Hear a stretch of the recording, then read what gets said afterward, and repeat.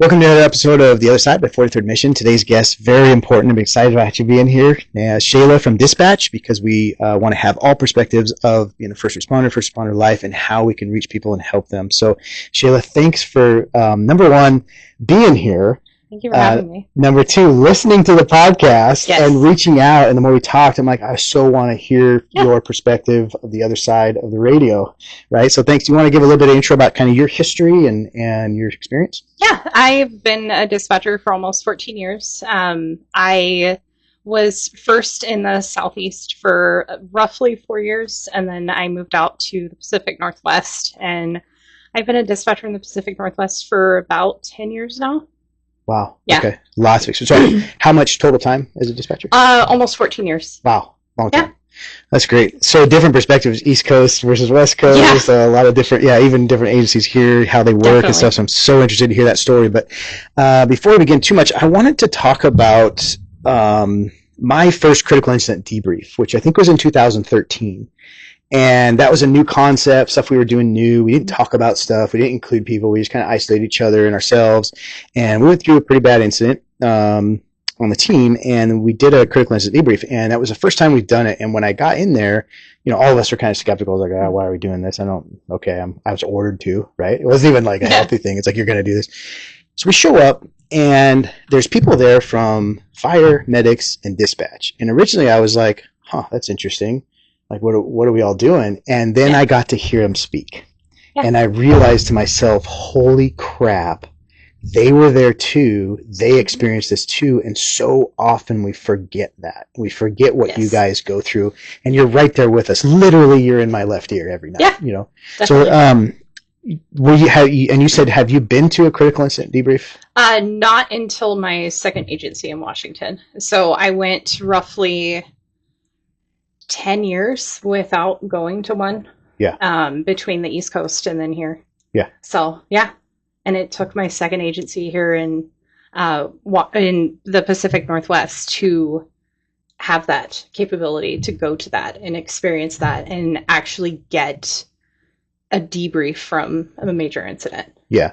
And in that debrief, were you able to talk about like what you experienced, or kind of what you're going through, what you're carrying with you out of that experience? Yes. I was able to get a lot of closure to the call because, as a dispatcher, we paint a picture as to what's going on in our head, which may not necessarily be what's happening on scene. Yeah. And a lot of times we can make it worse in our own heads, and being able to hear all viewpoints of, like, let's say your fire dispatcher, your law dispatcher, your call receiver, and then hearing from the responders out on the street, whether it be fire, EMS, or law enforcement. Yeah.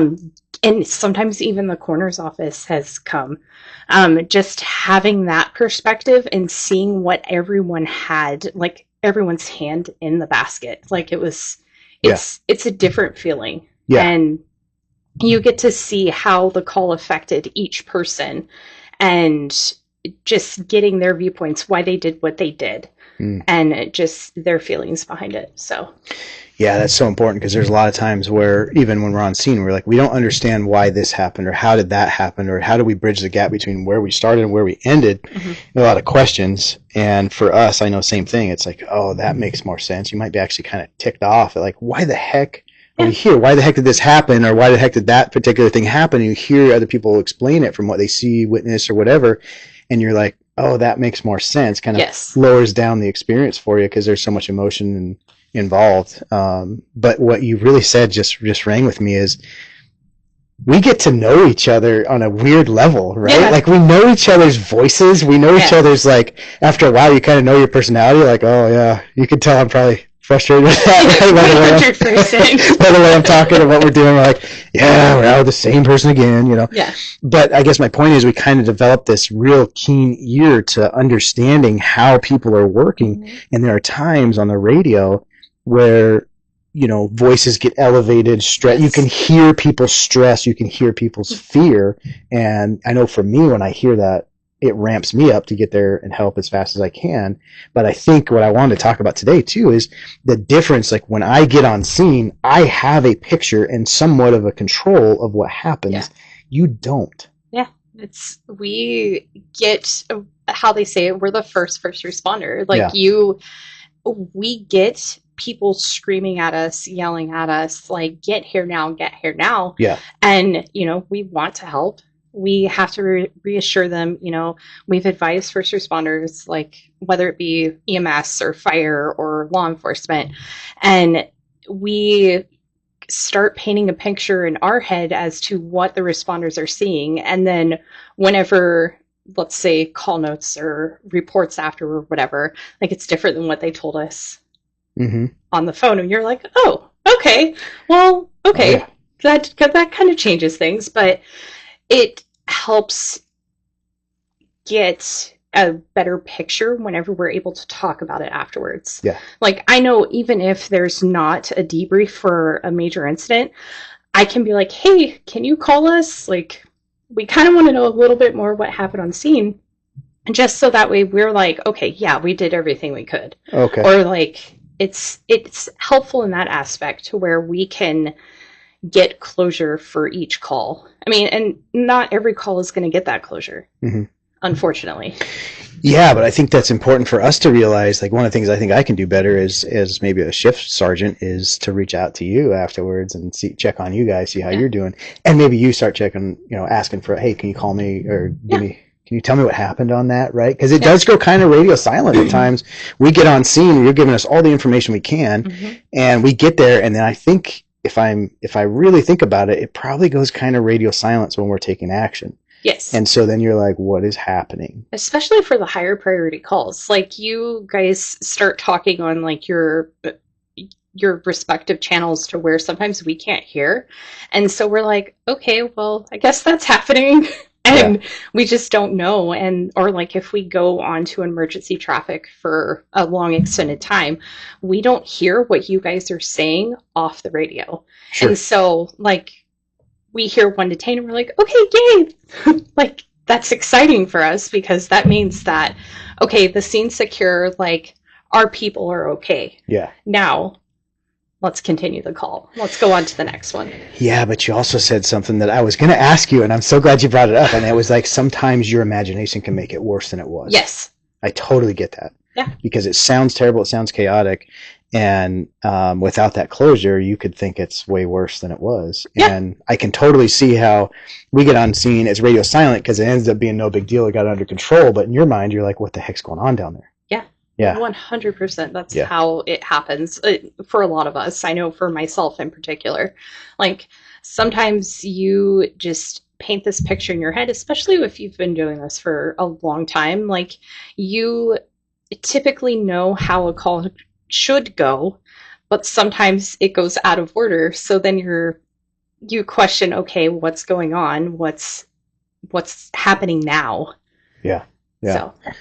Well, and you guys do such a good job of, being that calm in the chaos in my left ear. Yeah. Right? And there's been times where, when I shoot out, I put the earpiece in, I turn the radio on. Now I suddenly feel connected. Like, I'm connected to everything that's happening in the city at that point. And I never feel alone because of you guys. Oh. Because you're always there, right? And I know I can rely on you. And I know that because there's been a few times in my career where radio has gone down. There's been technical glitches with the radio. And suddenly you're like, oh my God, how do we do this? Right? So maybe we can hear each other, maybe we can't. But when that is taken away, it's like, holy crap. Yeah. That is not a comfortable feeling knowing I'm not connected to you or the other officers. Yeah. So such a vital function, but we overlook so much what you guys go through. And the other thing I noticed about what you said too is that, people are screaming at you and you're trying to maintain calm for them. And a few of our guests, and I know it's true for myself, is that some of the worst experiences I've had when I think back through those or we talk back through them is actually the screaming of the other people.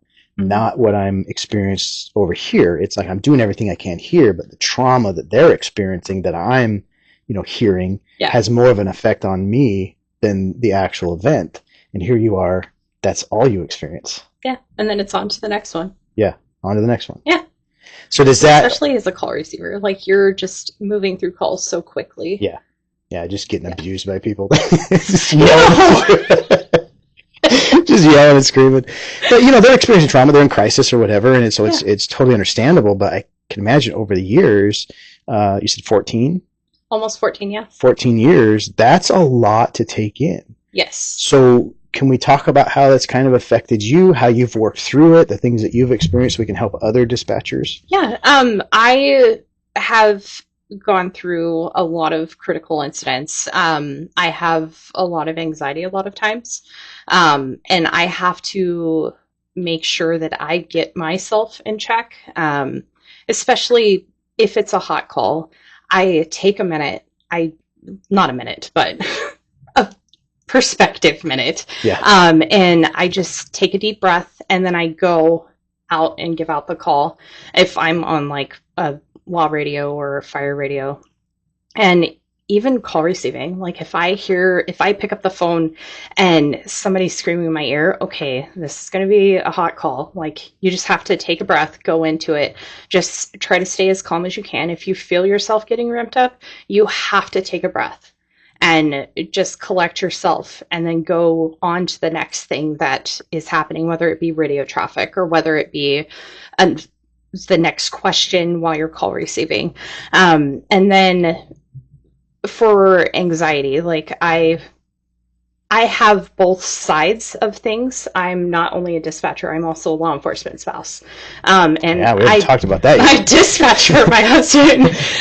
So it's I have to make sure that I keep myself in check. I do a lot of spending time in the gym, or at home gym, and then just a lot of meditation. Good. And just a couple years ago, actually it's been more than a couple years, I have had really bad anxiety after a really bad incident at the previous agency that I worked for. I actually ended up going into therapy for a little bit. Awesome. And that therapist really helped me. And even I saw a second one a couple years ago for just a couple years ago. And that person helped me work through a lot of guilt because I felt a lot of guilt after that incident, that I didn't do as much as I could have. Oh, yeah. But I did everything that I could have. Yeah. Like there was nothing that I could have changed that would have impacted the end results. Yeah. So I've worked through a lot of post-traumatic stress. I worked through a lot of anxiety. And not only that, I also have ADHD. So I have to also keep that in check while I'm at work, because I don't take meds for it because I've tried that before and it affected how I dispatched, and I wasn't as good at multitasking as what I was. Yeah, and you probably love multitasking. Your brain loves it. Yeah, my brain loves it. I love whenever we have like lots of calls going on because I'm able to like shuffle everything. Yeah, perfect. So it just make sure that you have very good peer support. Reach out to them, talk to them, have somebody that you work with that you can talk to, whether it be at work or outside of work. Having a support system outside of work. Before my husband was a law enforcement officer, he worked in the county jail, and he kind of understood what I went through, but until he like sat with me and was like, oh, this is actually what you're dealing with. And I was like, yeah. He understood it a lot better. And he's been very supportive, especially after some of our major incidents that we've had. He knows that I need some sort of comfort. I need my comfort food, which is Chick-fil-A. I'm from the South. So he knows that if it's not Chick-fil-A, then I need something, like if it's Sunday or whatever, I have to have one of my other comfort meals. And then a lot of times it's just driving down to IKEA and just walking around and looking at stuff, just getting my mind occupied on something else. But my husband understands that, and it's very good having someone that's also a first responder, but before he was a law enforcement officer, he knew what to do whenever I had bad days. Okay. And just having that support system, if you don't have a spouse that's supportive, like if you're like single or what have you, having just a friend Having a friend you could talk to, even if they're not in the first responder world. Just, you may not be able to unload on them, but at least being able to talk to them. Hey, I've had a really bad day. Can you help me? Like, even if it's going shopping or what have you, going to the gun range, going to the gym, whatever, is your stress reliever. And then if talking to a therapist, that's 100% a big help. Yeah. A big help. And just having that person that reassures you and being like, hey, you did everything you could. I know you don't feel that way, but you did. And it's hard. It's so hard for us to accept that, because our job and our desire and our purpose, most of us, for doing this is to solve those problems, to help those people, to use what you've learned to be helpful. Mm-hmm. And when you can't do anything, I think for me, that's one of the hardest times. Same thing. You're going to question yourself. At the end of the day, there's nothing more you could have been done. And we hate that. Yeah. Absolutely hate it. We hate it. Yeah. Absolutely. So you found talking about it helps. Yes. And I think that's really healthy to talk about stuff. And I think that's different. Like when we started these critical incident debriefs, we're talking about it. We've never talked about it before. We were never allowed to. It was kind of a taboo thing. And healthy activities. Yeah. Because what you didn't mention was, drinking, or I go on a bender, or I do unhealthy things to distract myself. Mm-hmm. You're doing things that are healthy for you. Maybe a little bit of recharging in private with IKEA, whatever it takes. And it took me a while to not go to those bad things. Mm-hmm. Till I started having a very good support system. Mm-hmm. Not saying that I didn't before I met my husband, because I did. My parents are absolutely amazing. And they've been with me through every step of the way in my career. But it just having somebody that you can just talk to and be with, and not going down the bad road. Yeah. Because I was there. Yeah. It's so easy to do. Yeah. And, I've had other guests on here that tried to avoid it. And when they didn't, they were like, oh, it works. The problem is it works. Yeah. And it can be super unhealthy, especially in the long run. Yeah. One of the things I like to talk about is how, our brains just go through this process of these memories and dealing with stuff. And we go through, you and I are in high stress environments, and, dealing with the trauma of other people and the other stuff that we have. And we haven't even talked about the fact that, the stuff that you're hearing might relate to your own life. Yeah. Like you're like, oh my God, that's, I have lots of stories of that where you can't help but put yourself or your loved one in that situation. And it really ramps things up. But the brain, it seems like our brains at some point, especially with when we're going through these all the time, it's just microdoses most of the time, but it just adds up, and the emotion doesn't get separated from the memory. And so the difference, I think, with us is that when we think about some of those high trauma things where we haven't gone through the healthy stuff like you're talking about in the therapy, is that we re-experience it when we remember it versus it just a crappy memory. Yeah, I couldn't go to an unnamed coffee shop for a very long time after one of my major incidents. Yeah. Because it immediately threw me back there. Yeah, which is totally normal. And, if you're watching this, you've experienced something like that, or if you know somebody is, encourage yourself or somebody else that is a normal reaction for your brain. It's how, we've survived and adapted to things. Things are scary, things are high stress. Well, I'm not going to go there anymore because of that bad experience. But, if we can remove the emotion from the experience with therapy, it actually works. Yeah, it was the first time I went back to that coffee shop. I had to keep myself calm the entire time, but I knew I needed to face it at one point or another. Yeah. And I did. Exposure therapy, yeah. Well, exposure therapy. Self-exposure therapy. And I did, and I made it through. Mm-hmm. And now I can go to that coffee shop, no issues. No problem. No issues. I can go through that intersection, no issues. So how long were you a dispatcher before you started? You said you figured kind of out some healthy mechanisms, people in support structure and healthy activities, and then therapy. How long before kind of that switch? It was about 6 years in, 7 years in. Yeah. Okay. I know the answer to this, I'm going to ask anyway. If our culture was different back when you started, and I think we're headed in the right direction now, but had you started that stuff in the beginning, how do you think that would have changed how you experienced your career? It would have changed a lot of things. Whenever I first started, there was no talk of mental health. There was no, especially in dispatchers. Right.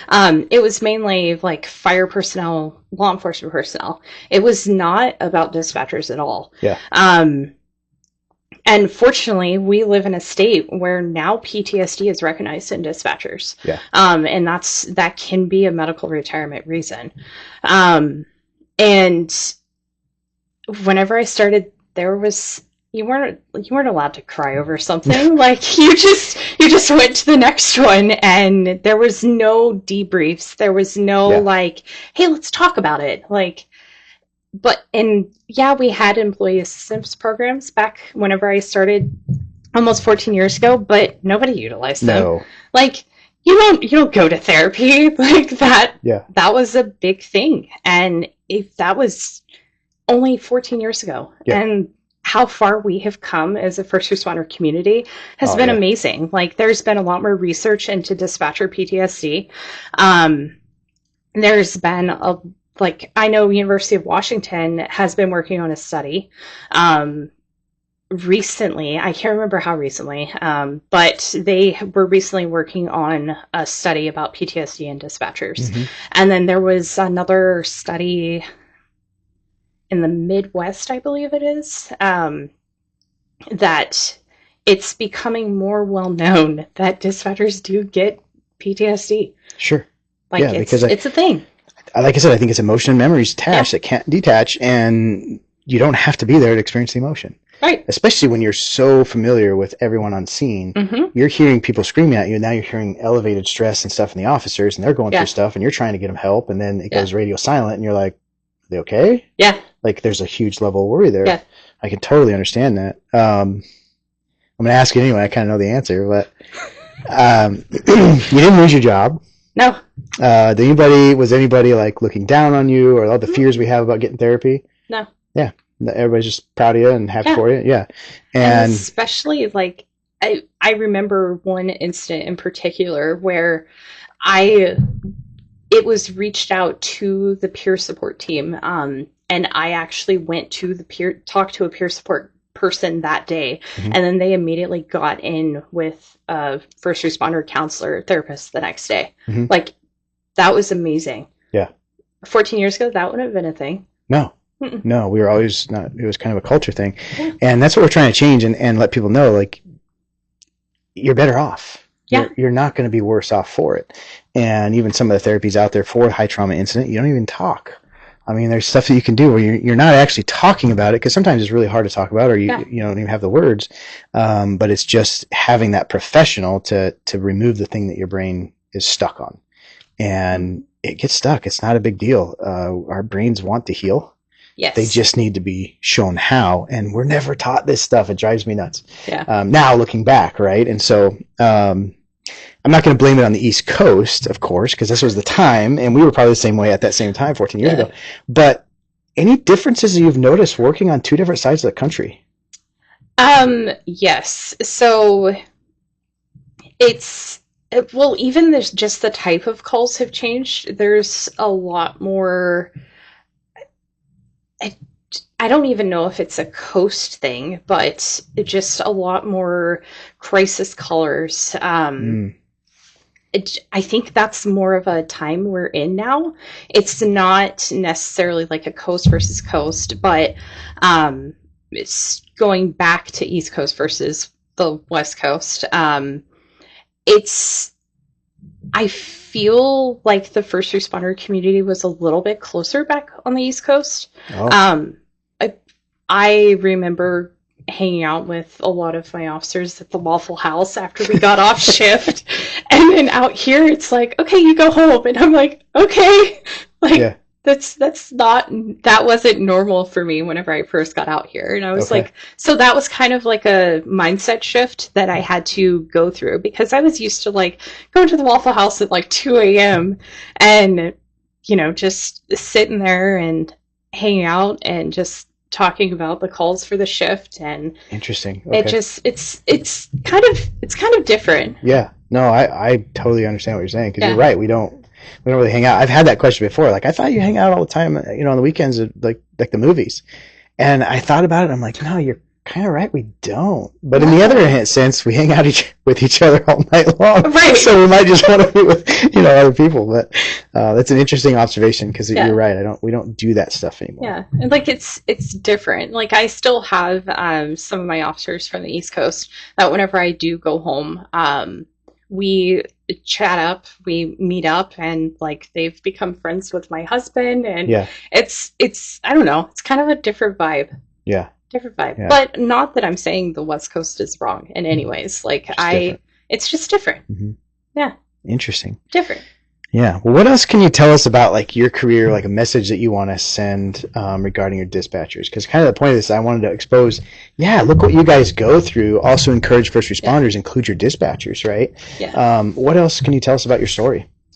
I wasn't really supposed to be a dispatcher whenever I got started in the first responder community. I was actually supposed to be a police officer. Really? Yeah.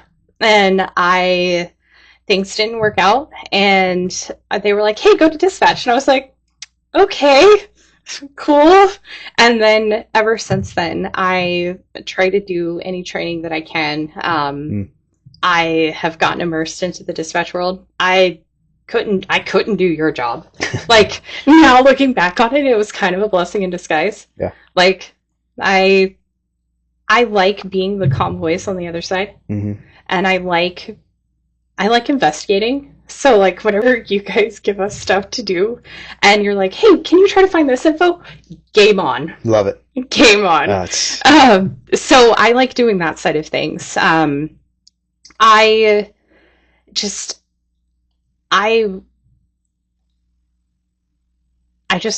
love dispatching. Like, I don't, it's hard to put into words. Yeah. Like, it's my calling. It's what I was meant to do. Your purpose. Yeah. It's amazing. I'll tell you, because be careful how I say this. A good dispatcher makes a huge difference. Yes. And not that, you know, we have bad dispatchers, not what I'm saying, but there is a point at which we know when we're asking for something, a lot of times you're just like, I'm on it. It's already there. I've already figured that out, you know, and we're just like, thank God. Right. Cause you know, you're ahead of us in the information cycle and stuff we need, but I can't imagine doing this job just going to a call with what the call receiver has gotten from that caller. Yeah. Because it's never the whole picture. No. Let's be honest. Especially like checking like just prior calls or even just prior involvements. You get a lot more bigger picture of what's going on. And I like having the first responders have the whole picture. Yeah. It makes such a big difference to us because, you know, we're trying to mitigate as much risk as we can and balance our legal authority. And half the time we're driving and we're trying to multitask, you know, and we get there, but we're trying to figure out, you know, what am I walking into here? Yeah. And you guys do such a good job of that. I can't imagine being able to be out there without doing that. So it's such important work. Thank you for doing it. Thank you for being passionate about it, because I'm telling you, my left ear is one of the most important things that I have in police work, because that's where I'm connected and have all the information that we need. So thank you for that. Yeah. What advice would you give for, we'll do it in two parts. What advice would you give for a new dispatcher coming in this business, or somebody that's like, you know what, I think that might be something I want to do? Highly recommend sit-alongs at your local agency, whatever county or city that you may be in, or even state. Getting a sit-along paints a really good picture. Even going on ride-alongs with officers, that also paints a picture for you, because you get to hear what you're doing as a dispatcher on that side. Mm-hmm. And you also get to put images to where you're sending people. So highly recommend sit-alongs. Highly recommend, like, if you're doing stuff around the house, like watch TV, multitask. Multitasking is huge in dispatch. Being able to do multiple things. Like, we have lots of radio traffic, lots of calls for service. Just making sure that you're able to remain calm in high stress situations. That's why a lot of times, like, dispatch centers look at people that have been in like customer service careers. Okay. Like um, baristas, like fast food restaurants, that sort of thing, because those can be high stress. Yeah. Different kind of high stress, sure. but still high stress situations. And then just getting to know your local first responder group, like that'll help you so much, because you'll hear what they kind of want, and then like as long as it falls into your policies and guidelines, like okay, they want to know this in order to paint the picture for them. Okay, let me attach that to the call. Okay. And can I put a plug in there for some stuff you already brought up? Yes. Was you talked about the support structure, you talked about healthy activities and therapists. Mm-hmm. And my recommendation, go to a therapist right away in the beginning of this career. Mm-hmm. Let them assess what you need. They may just say, yeah, come see me once a year. We'll do a checkup. And if you go through something, come back and we'll deal with that. Then you're back on your maintenance. It's not necessarily like you've signed up. Now you have to go there every week for the rest of your life. Correct. So let them decide. But and we asked this earlier in the career, or in the podcast, the earlier you start that, the easier and better off you're going to be, because then you don't have to play catch up. That's all it is. And you're not broken. Nobody's going to look down on you. You're going to maintain your job and you're going to be better for it. Exactly. Can we switch gears to the experienced dispatcher? What advice might you have for somebody who's been experienced through some stuff and might be struggling, or learning how to deal with years now of piled up stuff? Talk to somebody, whether it be reach out to your employee assistance program or your peer support group. They have your resources for you. Talk to other first responders. They may have a good therapist and that they can recommend. We are very fortunate where we are that we have some very good organizations that provide therapists that are specific for first responders, which I think is huge. Because a normal therapist is going to need a therapist. Like for the stuff that we hear, like there's just reach out, use your assistance programs. Just have a friend. Have a friend that you can go to. It's okay to talk about it. Like, don't be ashamed if you're having a tough time with a call. Don't be ashamed at all. Like, be open. Because I would much rather a dispatcher come to me, hey, I'm having a hard time, than to go to their funeral. Oh, 100%. I mean, and we've been there. Yeah. Unfortunately. And it sucks. I think that's why we get passionate about sharing this message, because we've gotten the help and we realized it wasn't that big a deal. It was a big deal not getting the help. For me, I know I love my job, but trying to reconcile why I hate coming to work so much. I hate coming to work, but I love my job. It was like this unhealthy DV relationship. I know this is terrible for me, but I'm going to keep going. And I guess if you find that, or if you're feeling that way, go get it sorted out, because it is a great job. It's okay to love what you do and be healthy in it. But just that stuff piles up and you're just like, you dread going to work, but you still love your job. So it's a really interesting thing, because you can't quit it. You want to, but you can't. But you can't. Whenever I first moved out to the West Coast, I tried not dispatching. Oh. It was, I am not meant to not be a dispatcher. It was very interesting, because I worked for military housing for a little bit, and because the hiring process out here is a little bit different for dispatch than the East Coast. Okay, longer here? It's longer here. Longer process. So I was like, okay, I'll try something new. My mom recommended. She was like, hey, go to your local temp agency, see if you can find something temporarily. Of course, I got stuck in military housing. And people were coming in, and because I was a receptionist, and they were telling me what their issues were, and I'm like, this is not an issue. Right. Like, why? What? And I had to that's how I knew at that point that I can't do that kind of job, because I'm meant for high stress.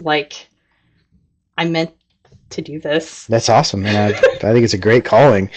But we do operate at a higher stress, so therefore we just need a little bit more maintenance. We gotta be a little bit more intentional about our maintenance, as opposed to maybe other people that don't have that stress. And it's just so important. So thank you for sharing that. Thank you for being here. Thank you for having me. And if you're watching this video, thanks for staying to the end, of course.